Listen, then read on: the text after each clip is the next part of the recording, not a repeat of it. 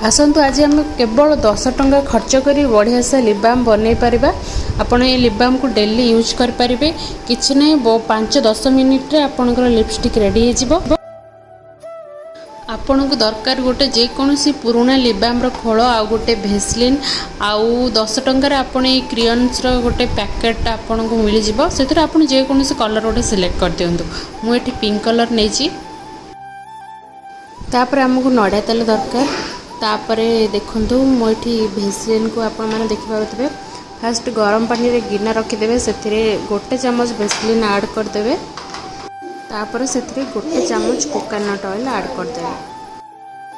तापरे हम जो क्रियन्स नैथिले सेथिरे कागज छड़े कि आपण को जेतिकी दरकार से अनुसार आपण चाहिले गोटे पके परिबे नहले गोटे फाळा भी पके परिबे। मोठी गोटे फाळा ऐड कर देछि।